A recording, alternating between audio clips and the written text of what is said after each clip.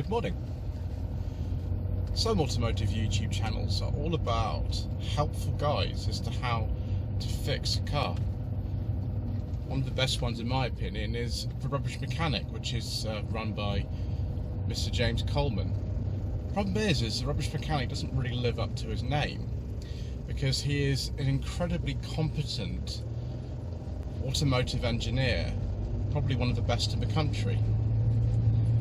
I am not. I have no mechanical experience whatsoever, and the most I've ever done on a car is to do things like changing the battery on my own Triumph Dolomite, fitting an air filter to my Rover 45 V6, or pouring some oil in, and that's about it. So welcome to the ridiculously rubbish mechanic.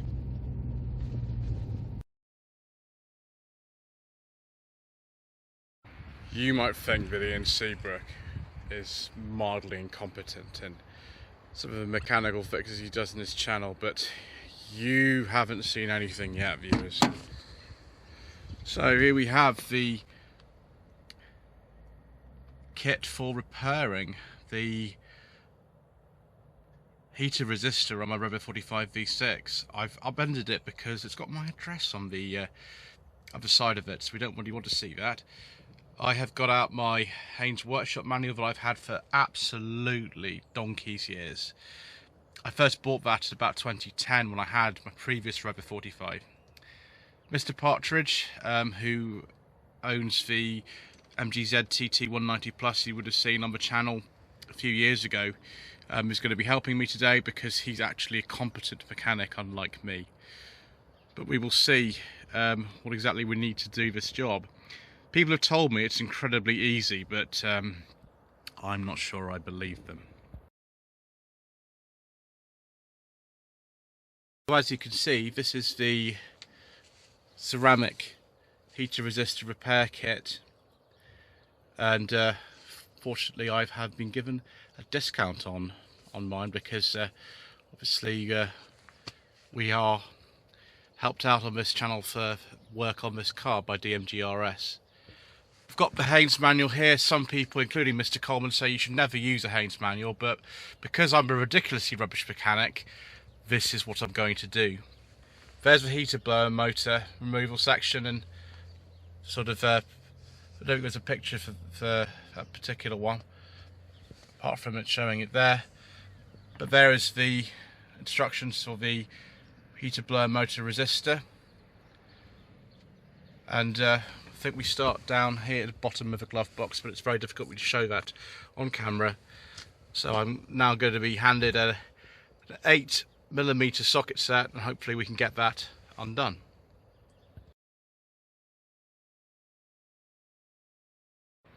Right, viewers, one 8mm socket, I think this is called. I have spectacularly failed actually to even use this, which is why Mr. Partridge is actually here, because it is not, obviously, if you don't know what you're doing, it's obviously not easy, but if you are familiar with doing this, obviously it is. So I shall continue, and hopefully I can get these off. Once you locate the second bolt, it is in a bit of an awkward place. You have to sort of put your head right underneath the glove box to see them, but there we go, that's the end. Those are the two bolts. They are 8mm. And we just take the catch off like this, and the glove box is only held in by those two. No, slide it out and out of the way. There we go, and the heater resistor is actually up at the top here. There are two nuts on them. So we need to also take those off. You can just about see them. Can't actually know what size they are. We'll just see if they are the same size or if they're different. Of course they're not. Yeah, of course they're not. So Mr. Partridge is going to have to find a different tool, but you can see there, it's actually easy to show you where the two sort of bolts are, which undo the glove box. So here and here, that right hand one I had to do by feel. So yes, we have to work out what size that is, but that is where the heater resistor actually is. Okay, access in here is not brilliant. It's probably better than some things though. That little clip on the left, I accidentally took that off, so I should put that back. You don't need to take that off. But as you can see, Camera in the way. camera's in the way, so I'll just move it back a bit. But it is a little bit tight. And there we go. I'll have a go at the other side myself because I am supposed to be doing some of this. But obviously it's better to show someone competent actually doing this than me. But that's not what you tuned in for, is it? Right viewers, we actually managed to get that off. I should put that clip back because I took that out by mistake because I'm an idiot. But those are the little tiny 6mm things. And then there's a clip there that you just undo from the side, just unclips. And to undo the wiring, and so we're now going to take this part out.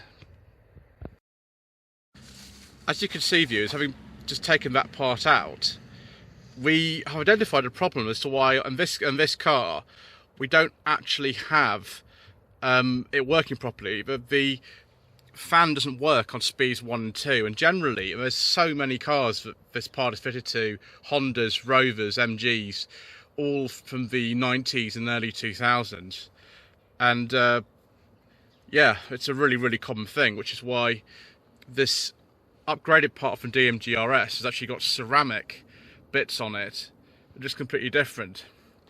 One thing you don't want to do when you buy one of these is to have these coils touching in any way, because that will cause that to happen. That's not ideal. So this is the upgraded part from DMGRS we're now going to fit. As you can see, it goes in that way up. I'll just show you on this old one, but actually that is the top of it and that bit's the bottom, so it's actually going in face down. And we just need to put that clip in, and it is, thank you Mr. Partridge, it is the reverse of what we did. So I need to put that clip back in, which I will do myself, and we need to put the screws back in. One thing that I have been advised to do is to lubricate the blower motor, which we will find as well, because I did notice on mine before that those 2 speed actually failed, but it was squeaking, and that's because the bearings in the motor needs lubricating, so that's what we're also going to do. So we've re-tightened this, flicked it onto the other setting, and tightened those 2 bolts down. So that resistor is now in, the upgraded one. I suppose we can see now actually if that does it made any difference. I'll just pass Mr. Partridge the key, so we'll see if that actually makes a difference. We'll see straight away because it will work on speeds 1 and 2. Before, that the heater wasn't working on speeds 1 and 2. So Mr. Partridge, if you wouldn't mind, speed 1, that's working. Speed 2, you can actually hear it coming through the vents now, whereas before I was getting absolutely nothing. So we've actually fixed it. It was working on 3 and 4, and it's not squeaking anymore either on 1 and 2. So I think that's done it, but we will just lubricate the blower motor bearings whilst we're here, because it's just good practice to do that as well.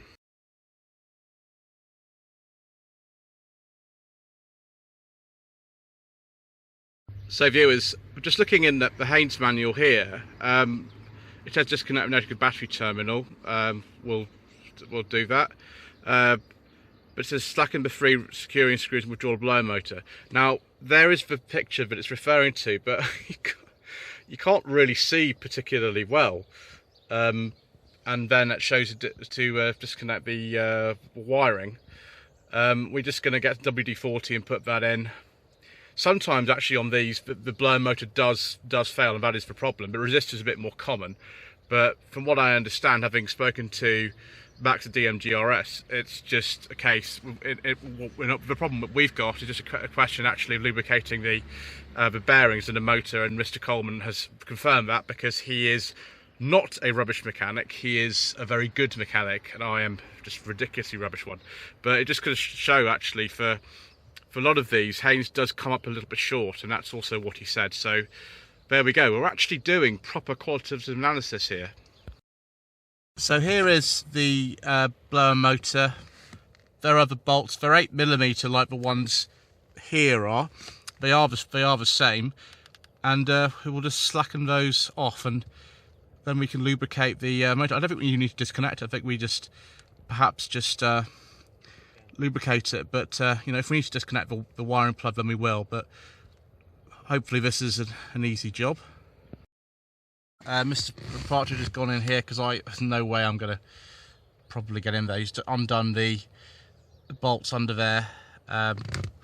Wiggling it should be able to take it out, but there is also a wiring plug just there if we need to remove that, and we shall get in there and lubricate those bearings. So here's what the blower motor actually looks like.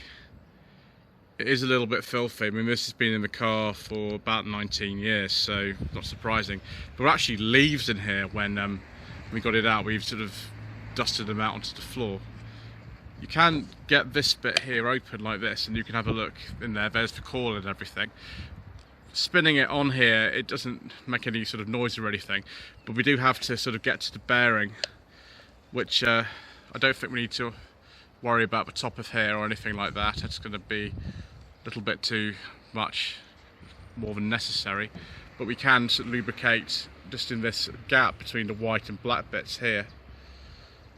Just spray some WD-40 in there, and that should, I think, solve the problem. Right, there we are. We just flip that cap up there and put some WD-40 right at the top, because we don't want to touch the coil or anything, just right at the top, and then just sprayed some sort of through this tiny gap here. You can see it's been lubricated a bit, and it doesn't seem to be making any noise, although it's very difficult with this, if you just do it by hand, to actually replicate the noise. It generally only happens on the car, in my experience, when it has been running for maybe 10 or 20 minutes. So I'll obviously have to monitor that and see if it makes a difference, but I think for now we've done everything we can, and the refitting of it is just a reverse of what we've done before. So hopefully I'll try and have a go at it, but it's virtually impossible for me to film the sort of process of it. You'll just have to take my word for it that that's what it is. I've just put this back in myself. I feel powerful. So I've just put it back in that way. Only goes one way around. There's the clip we need to put back in. We did need to take the wiring clip out, so we'll to put that back in, and it's these 3 brass screws there that are the ones that need to go back in. What we found is actually putting the plug back in is easier when you've still got this out. Putting that back in and trying to put a plug in is very difficult, so we have to take it out again and put it back in. Right, so I actually managed to get in there and get those bolts myself, viewers, although I had a bit of a rush of blood for head, because I literally had to sort of put my head on the floor to see what I was doing. But now we've just got to put the glove box back in, and it is just these 2 bits just there. I have, well, Mr. Partridge just put the clip back in for me that I pulled out earlier because I was an idiot, and that should be relatively easy, although you never know what's going to happen, do you, when you're a ridiculously rubbish mechanic. Right, viewers, we're all tightened back in. You can actually have that be in here without these 2 bolts at the bottom that you can barely see. Whoops. More incompetent for me. That's one of them. You can actually have that in there without those 2 there, but the glove box will sort of droop. So that's it. There's the old resistor. We lubricated the blower motor. We actually did something, and just remains for me to say thank you to Mr. Partridge. You're very welcome. A competent mechanic. So there we are. The ridiculously rubbish mechanic actually done something.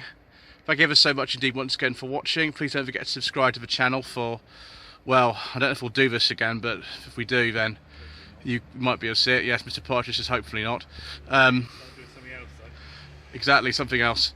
And I've now got a proper working heater again, which is brilliant, and it should be the case for many years to come. Thank you once again to DE&GRS for their part in allowing me to have some discounted parts to keep this lovely car on the road.